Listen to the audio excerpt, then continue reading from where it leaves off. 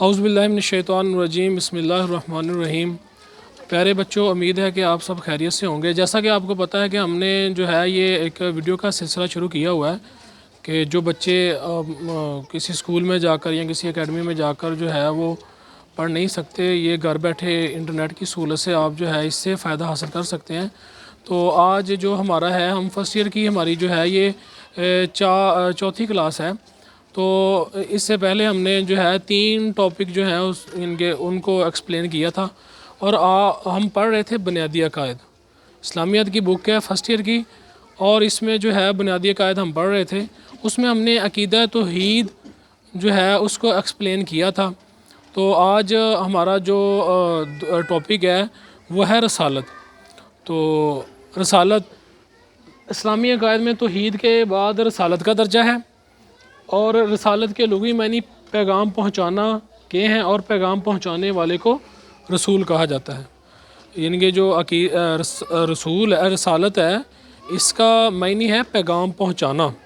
اور جو پیغام پہنچانے والا ہے اس کو رسول کہا جاتا ہے۔ تو اسی طرح جب ہم اس کے آتے ہیں جی اپنا اصطلاح میں، اس کا جو اسلامی اصطلاح ہے اس میں اس کا کیا مفہوم ہے، تو رسول اس شخص کو کہا جاتا ہے جسے اللہ تعالیٰ اپنے احکام کی تبلیغ کے لیے اپنی مخلوق کی طرف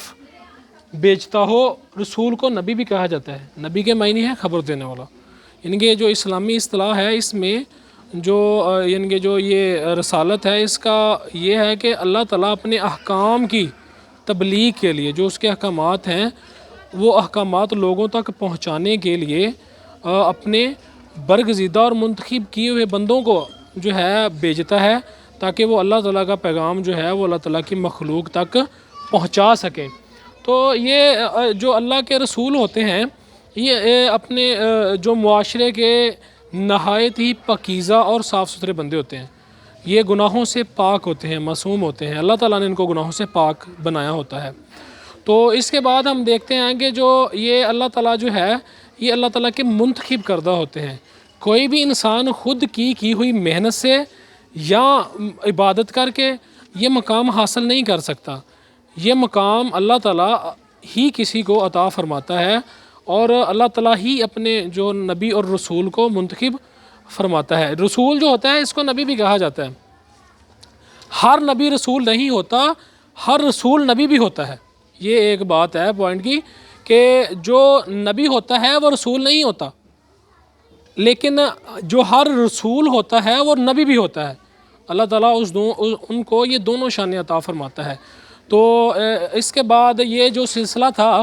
یہ حضرت آدم علیہ السلام سے شروع ہوا تھا، اور ہمارے آقا حضرت محمد مصطفیٰ صلی اللہ علیہ وآلہ وسلم پر یہ سلسلہ جو ہے یہ آ کر ختم ہو گیا ہے، اور اب قیامت تک کوئی بھی نبی اور رسول نہیں آئے گا، اور جو شریعت ہے وہ ہمارے جو شریعت محمدی صلی اللہ علیہ وآلہ وسلم ہے اسی پر ہی عمل ہوگا۔ تو اس کے بعد ہم آتے ہیں جی وحی جو ہے، وحی کے لغوی معنی ہیں دل میں شبکے سے کوئی بات ڈالنا اور اشارہ کرنے کے ہیں۔ تو وحی جو ہے، اب اس کے معنی ہوئے اب چھپکے سے کوئی بات دل میں ڈال دینا، یا جو ہے اپنا اشارہ کرنے کے ہیں۔ اللہ تعالیٰ کی ذات جو ہے، یہ وحی کے مختلف جو ہیں یہ طریقے ہوتے تھے، کہ اللہ تعالیٰ کسی فرشتے کے ذریعے سے بھی اپنا پیغام پہنچاتا تھا، یا چھپکے سے کوئی بات یعنی کہ نبی کے دل میں ڈال دیتا تھا، یا اشارہ کر دیتا تھا، یا گھنٹی کی آواز جو ہے یہ سنائی دیتی تھی۔ تو جو اللہ کا نبی ہوتا تھا وہ اس پیغام کو سمجھ جاتا تھا، جو پیغام اللہ تعالیٰ اس تک پہنچانا چاہتا ہے۔ تو وہی اصطلاحی مفہوم میں اگر ہم دیکھیں، وہی جو ہے کہ اسلامی اصطلاح میں اس سے مراد اللہ تعالیٰ کا وہ پیغام ہے جو اس نے اپنے کسی رسول کی طرف فرشتے کے ذریعے سے نازل کیا ہو، تو یا براہ راست اس کے دل میں ڈال دیا، یا کسی پردے کے پیچھے سے اس کو سنوا دیا ہو۔ سوری، یہ غلطی تھی۔ تو ہم دیکھتے ہیں کہ یہ اپنا جو یہ اللہ تعالیٰ جو ہے اس اصطلاح میں وہی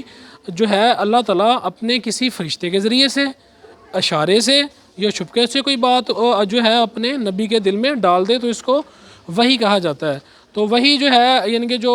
یہ ہمارے آقا پر بھی جو ہے یہ مختلف طریقوں سے اللہ تعالیٰ جو ہے یہ وحی نازل فرماتا تھا، لیکن جو سب سے زیادہ وحی کا طریقہ تھا وہ حضرت جبرائیل علیہ السلام جو تھے، وہ ہمارے آقا کے پاس اللہ تعالیٰ کا پیغام لے کر آتے تھے۔ تو یہ ایک سلسلہ جو ہے یہ مشہور بھی ہے، ان کے فرشتے کے ذریعے سے جو اللہ تعالیٰ اپنا پیغام اپنے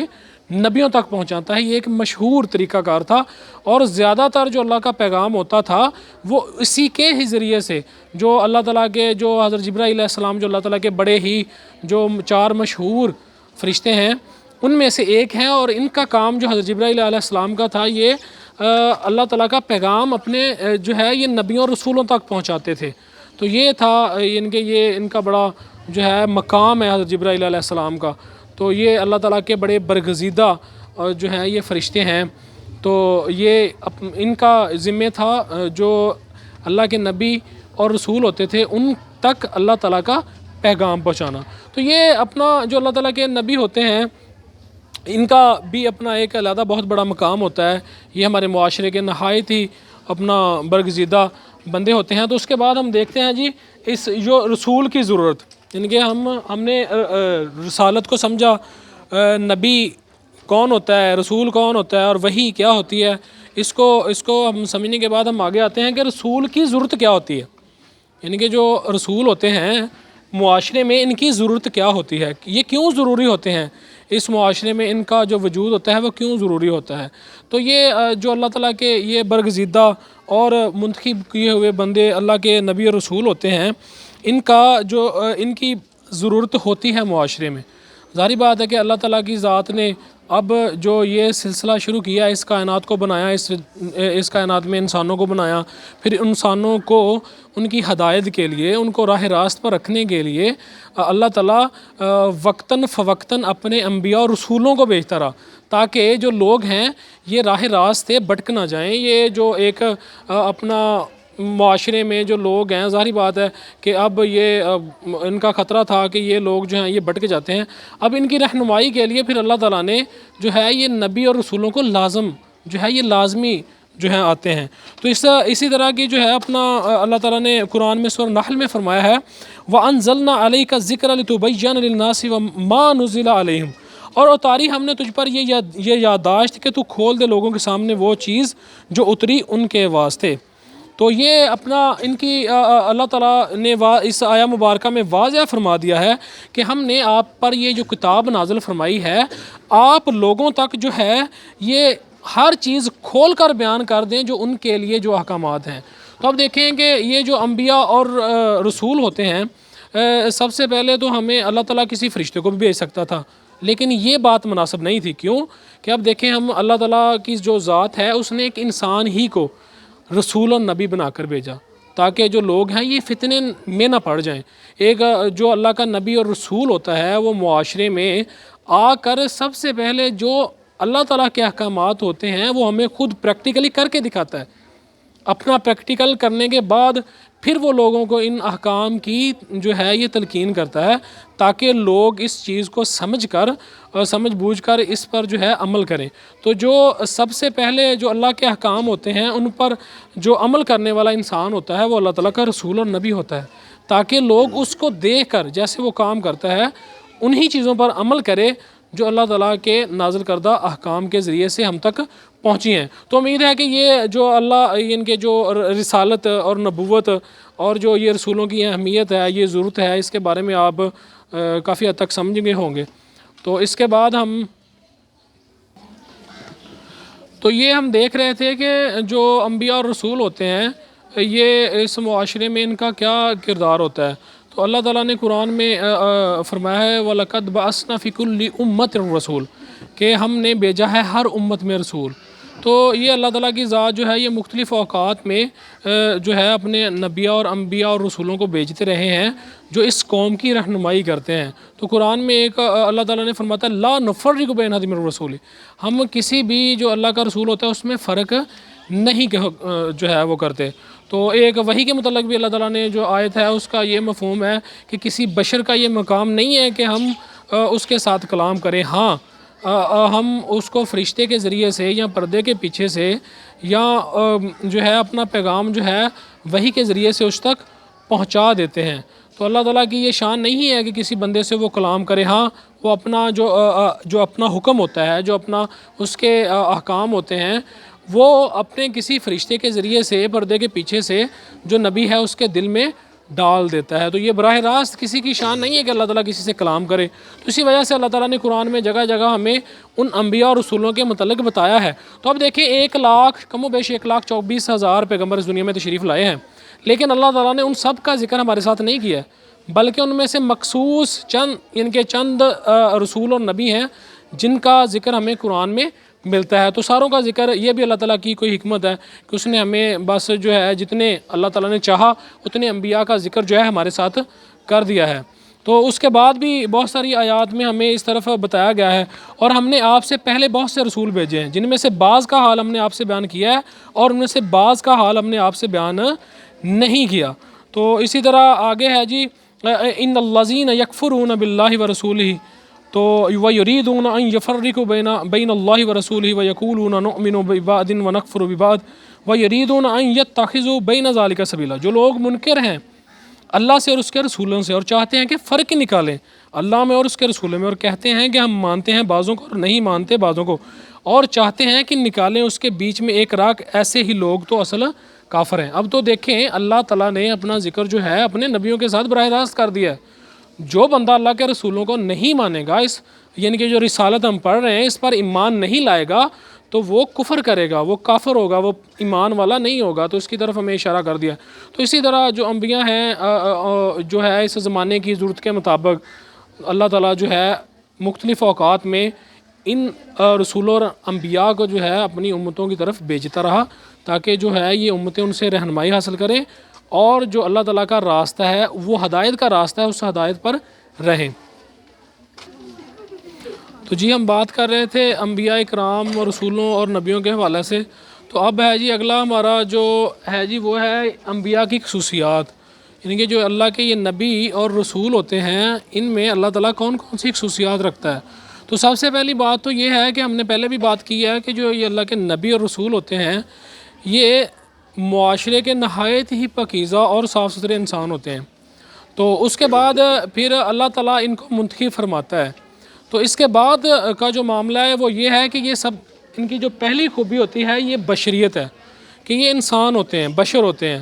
کہ اللہ تعالیٰ یہ نہیں کہ انسانوں کی رہبری کے لیے کسی فرشتے کو یا جن کو بھیجے، بلکہ اللہ تعالیٰ انسانوں کی رہنمائی کے لیے ایک انسان ہی کو ان کی طرف جو ہے بھیجتا ہے، جو ان کے سامنے جو اللہ کے احکامات ہیں ان پر عمل کر کے دکھاتا ہے، اور جو بعد میں جو امت ہوتی ہے وہ اپنا جو ہے اس پر ان کے مطابق جو ہے وہ عمل کرتی ہے۔ تو اس حوالہ سے اللہ تعالیٰ نے قرآن میں سورہ یوسف میں بھی فرمایا کہ وَمَا أَرْسَلْنَا مِن قَبْلِكَ إِلَّا رِجَالًا نُوحِي عَلَيْهِمْ، اور جتنے بھیجے ہم نے تجھ سے پہلے وہ سب مرد ہی تھے۔ تو اب یعنی کہ کچھ افراد ایسے بھی ہوتے ہیں جو اس بات پر اعتراض کرتے ہیں کہ اللہ تعالیٰ اپنے بندوں ہی کو کیوں جو ہے وہ رسول اور نبی بنا کر بھیجتا ہے۔ تو اللہ تعالیٰ نے اس کا بھی جواب قرآن میں دیا تھا کہ اگر زمین میں انسانوں کے علاوہ کوئی اور مخلوق بستی تو اللہ تعالیٰ پھر اس کی طرف فرشتہ بھیجتا۔ اگر فرشتے بستے ہوتے اس دنیا میں مفہوم ہے تو اللہ تعالیٰ ان کی طرف پھر فرشتے ہی ان کی رہنمائی کے لیے بھیجتا۔ تو یہ سب سے پہلے جو ہوتا ہے وہ بشر ہوتے ہیں، انسان ہوتے ہیں، یہ اللہ تعالیٰ یہ ان کی ایک خصوصیت ہوتی ہے۔ تو اس کے بعد ہے جی امین ہوتے ہیں، جو اللہ کے رسول اور نبی ہوتے ہیں وہ امین ہوتے ہیں، امانت دار ہوتے ہیں، وہ اللہ تعالیٰ جو حکم ان کو دیتا ہے وہ اس کا حکم جوں کا توں جو ہے وہ اسی طرح انسانوں تک پہنچا دیتے ہیں۔ تو اس میں وہ بھی اللہ تعالیٰ فرماتا ہے کہ جو اللہ کا نبی ہوتا ہے وہ اللہ کا پیغام جس طرح اللہ تعالیٰ اس کو حکم دیتا ہے اسی طرح ہی جو ہے وہ ان لوگوں تک اس حکم کو پہنچا دیتا ہے۔ تو اپنا اس کے بعد ہم دیکھتے ہیں نمبر 3 جو ہے تبلیغ احکام الہی۔ جو اللہ کا نبی اور رسول ہوتا ہے وہ اللہ تعالیٰ نے جو حکم اس کو دیا ہوتا ہے وہ اسی حکم ہی کی جو تبلیغ ہے وہ لوگوں کے سامنے کرتا ہے۔ تو وہ اللہ تعالیٰ نے قرآن میں بھی فرمایا وَمَا يَنْطِقُ عَنِ الْهَوَىٰ إِنَّ هُوَ إِلَّا وَحْيٌ يُوحَىٰ، اور نہیں بولتا اپنے نفس کی خواہش سے، یہ تو حکم بھیجا ہوا ہے۔ یعنی کہ اللہ تعالیٰ کو جو نبی اور رسول ہوتا ہے جو حکم اللہ تعالیٰ اس کو دیتا ہے وہ اسی حکم کو جو ہے وہ لوگوں تک پہنچا دیتا ہے۔ یہ بھی ایک جو ہے نبی اور رسول کی خوبی ہوتی ہے کہ وہ تبلیغ احکام الہی کرتا ہے، جو اللہ کا حکم ہوتا ہے انہی کی تبلیغ جو ہے وہ کرتا ہے۔ اس کے بعد ہے جی معصومیت۔ تو اللہ کے جو نبی اور رسول ہوتے ہیں ان کی یہ بھی ایک خوبی ہے کہ وہ معصوم ہوتے ہیں، گناہوں سے پاک ہوتے ہیں۔ تو کیونکہ اللہ تعالیٰ کی ذات کے وہ منتخب کردہ بندے ہوتے ہیں تو اسی لیے جو ہے وہ معصوم ہوتے ہیں، ان کا ہر عمل جو ہے یہ شیطان سے محفوظ ہوتا ہے، کیوں کہ اللہ تعالیٰ نے ان کو محفوظ کیا ہوتا ہے، تو وہ بالکل جو ہے اپنا معصوم ہوتے ہیں، وہ کبھی بھی جانے میں انجانے میں کبھی بھی ان سے گناہ سرزد نہیں ہو سکتا، کیونکہ اللہ تعالیٰ نے جو انبیاء اور رسول ہیں ان کو معصوم جو ہے پیدا کیا ہے۔ اس کے بعد آتا ہے جی واجب اطاعت، جو اللہ کا رسول اور نبی ہوتا ہے ہم پر ان کی اطاعت کرنا فرض ہے، واجب ہے، کیوں کہ اللہ تعالیٰ نے ان کو مقرر کیا ہے اور وہ اللہ تعالیٰ کے ہی احکام کو ہم تک پہنچاتے ہیں۔ اسی لیے جو یہ امت ہے اس کو جو ایمان والے ہیں ان کو اللہ تعالیٰ نے قرآن میں فرمایا یا ایھا الذین آمنوا آطیعوا اللہ واطیعوا الرسول، تو اے ایمان والو اطاعت کرو اللہ کی اور اس کے رسولوں کی۔ تو اسی طرح ایک اور جگہ پر بھی اللہ تعالیٰ کی ذات نے اس طرف ہمیں جو ہے وہ اشارہ فرمایا ہے کہ ان کنتم تحبون اللہ فاتبعونی یحببکم اللہ، اللہ تعالیٰ فرماتا ہے ان کنتم تحبون اللہ، اگر تم اللہ سے محبت رکھتے ہو تو فاتبعونی، تو میرے رسول کی اطاعت کرو، میرے رسول کی اطاعت کرو، یحببکم اللہ، تو اللہ تعالیٰ تم سے محبت فرمائے گا۔ تو یہ ہم نے دیکھتے ہیں کہ ہمیں اللہ تعالیٰ جو ہے قرآن میں جگہ جگہ ہمیں اللہ نے اپنے رسولوں کی اطاعت کا حکم دیا ہے کہ ہم ان کی اطاعت کریں گے تب ہی اس دنیا میں بھی کامیاب ہوں گے اور آخرت میں بھی کامیاب ہوں گے۔ تو یہ اس طرح ہمیں جو ہے بالکل واضح انداز میں اللہ تعالیٰ نے یہ پیغام جو ہے یہ پہنچا دیا ہے۔ تو اب امید ہے کہ آج یہ جتنی بھی باتیں ہم نے ڈسکس کی ہیں آپ کی سمجھ میں آ گئی ہوں گی، تو انشاءاللہ اگلی ویڈیو میں ایک نئے ٹاپک کے ساتھ ہم آپ کے سامنے حاضر ہوں گے۔ اتنی دیر کے لیے اللہ حافظ۔